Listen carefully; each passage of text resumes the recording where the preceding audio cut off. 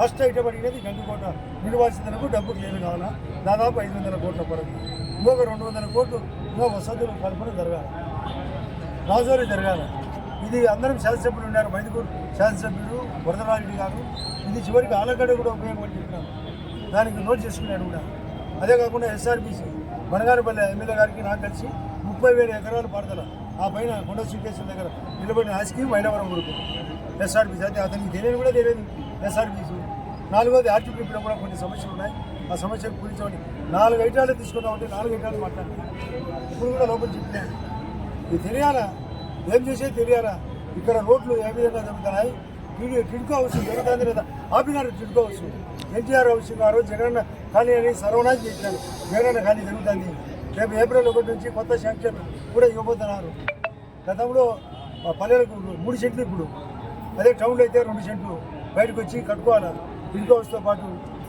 ఈ ఏప్రిల్ 1 నుంచి అమౌంట్ కూడా ఎక్కువ. ఎస్హెచ్ గ్రూపులకు 2 లక్షలు ఒక్కొక్కరిగా కాకుండా ఈరోజు కూడా మీటింగ్లో చెప్పినాం, వాళ్ళకి 10 లక్షల వరకు పూర్తి లేకుండా లోను, గేదెలకు లోన్ ఇవ్వాలంటే కూడా తీసుకోవచ్చు.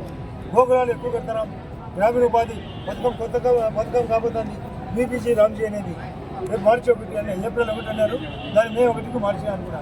దానివల్ల కొత్త ఐడియాస్ ఇవన్నీ దృష్టిలో పెట్టుకొని రాజకీయం నడుచాలి.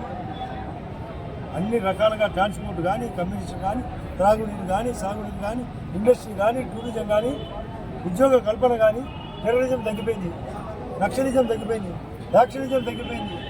ఏం మాట్లాడతారు తెలుసుకోకుండా.